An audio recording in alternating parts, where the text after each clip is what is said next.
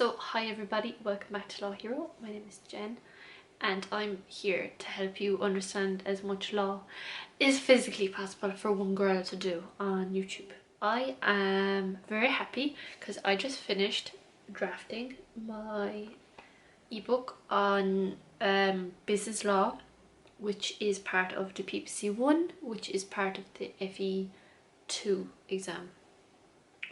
And it is massive. I think it ended up being like 110 pages and it took me like a month to write, but it is fairly comprehensive. And the other thing I want to say about this is there are chapters there which will help other people.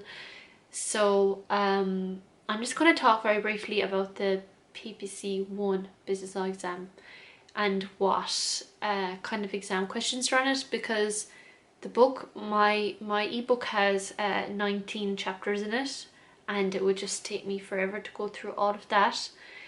But basically the business law course is like cradle to the grave. It takes you through how to incorporate a company in Ireland, how to make sure that you maintain appropriate corporate governance, which means like how to write the resolutions of shareholders and directors, how to make sure that appropriate company registers are kept by company secretary and all of that, like how to call an EGM, AGM, and then directors under the Companies Act 2014, even though directors' duties have been codified, that's grand, but there's still so much more that directors have to know. Like they have responsibilities under different statutes pertaining to different industries. For example, if you're involved in electricity or utilities, or in competition law, or under health and safety, or under tax,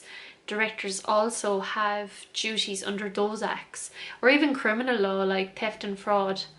And people don't really think about that. And then there's loads of other issues as well, because a director may be an employee and he or she may be entitled to compensation, and there's some issues around that. So yeah, being a director of a company in Ireland is not something you take lightly. There's so much law around it and it's all outlined in my book. And yeah, then we come to members. Members is the broad umbrella term because you may not always be a shareholder. You may be a member of a company, so we just call them members. And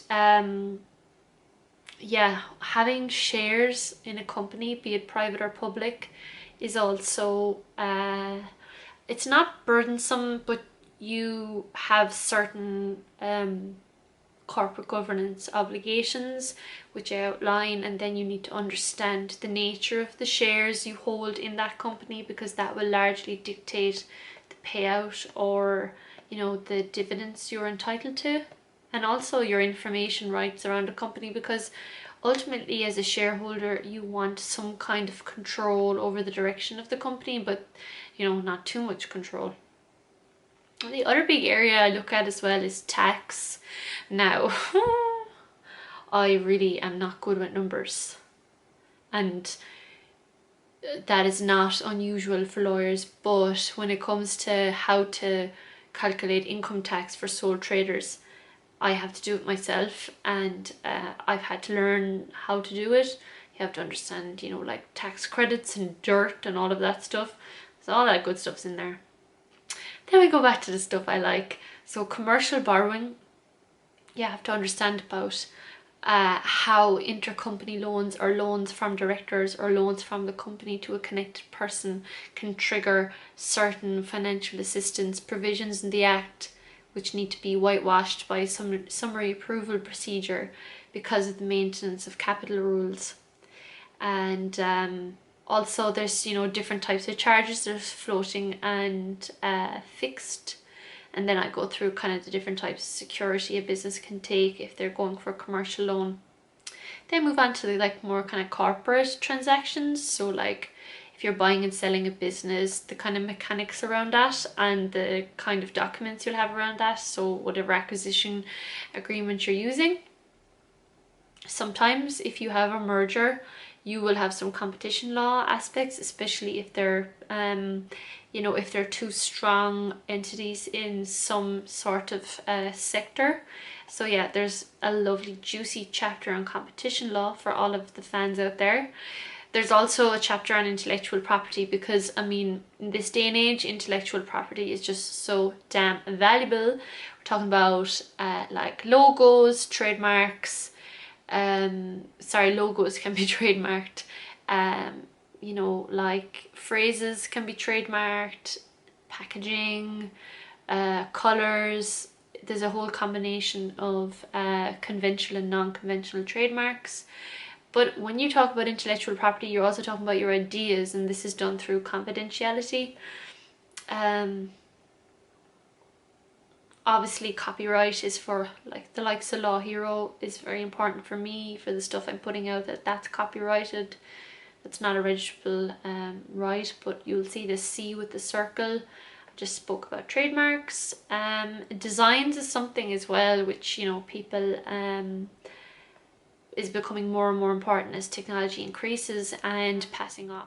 Financial statements then are kind of like a miscellaneous chapter, but they're extremely important in maintaining your relationships with the CRO. If you don't file an annual return in Ireland, you can be struck off as a company, so most companies have hired an accountant to do that.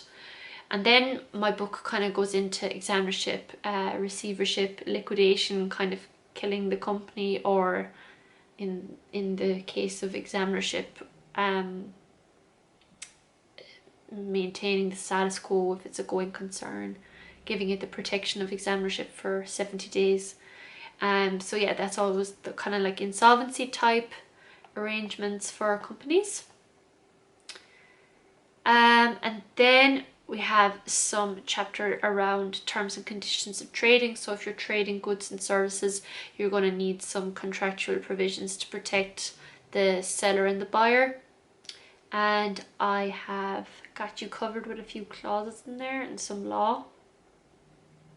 Actually, very hefty consumer law, which I have included in there, and that's up to date as of this year. And then I included a chapter on e-commerce, which I thought is very, very relevant, especially because Law Hero is an e-commerce business itself, because they sell knowledge.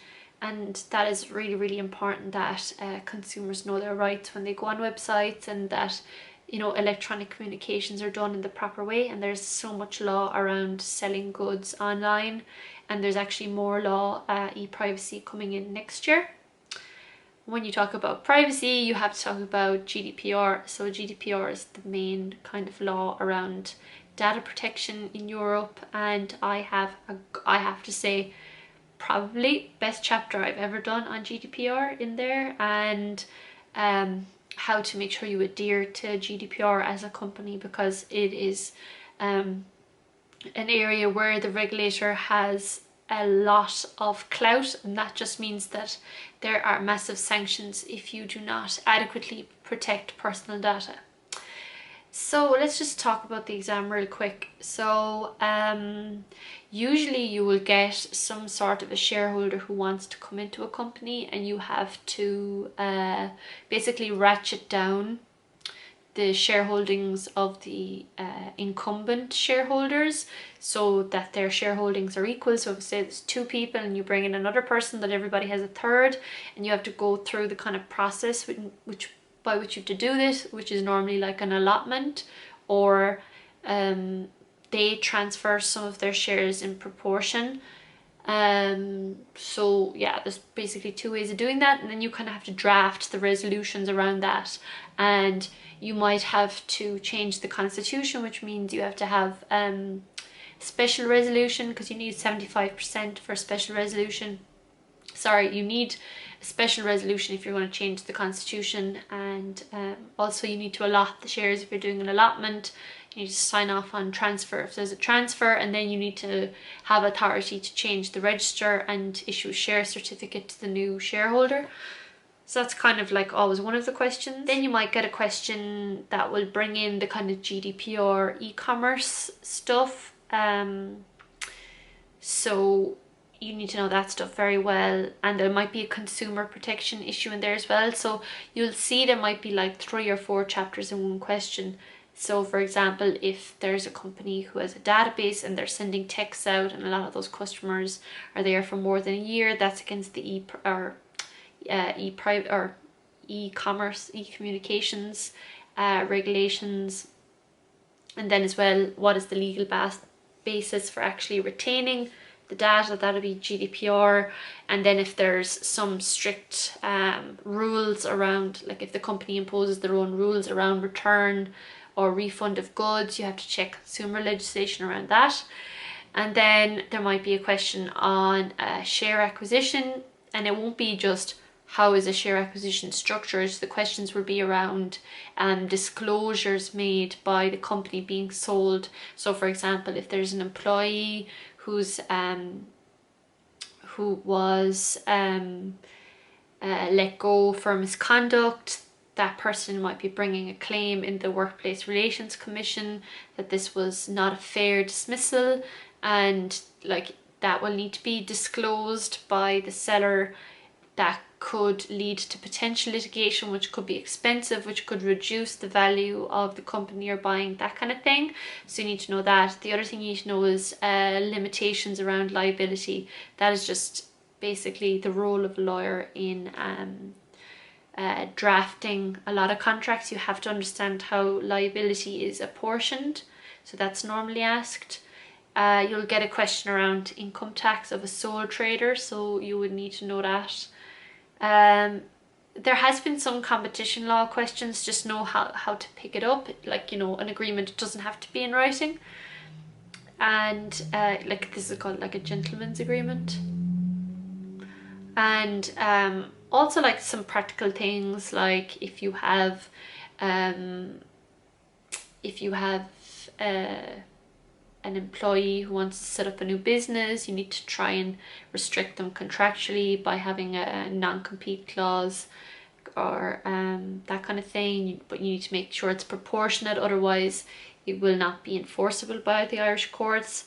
And then you will have some questions around IP. For example, if you have an employee create a logo, who owns the damn thing? If there's an employment contract, it's the business that owns it, but if there's no employment contract, then that person owns it. So that kind of thing is very important. It's a very practical exam.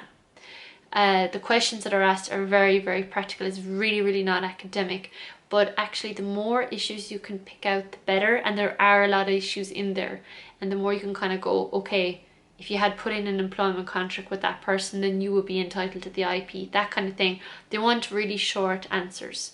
So yeah, that's probably a very good description of the PPC 1 business law exam. It's up on my website. Just go to lawhero.eu/PPC if you want any more information. And yeah, best of luck in your business law exam if you're sitting it.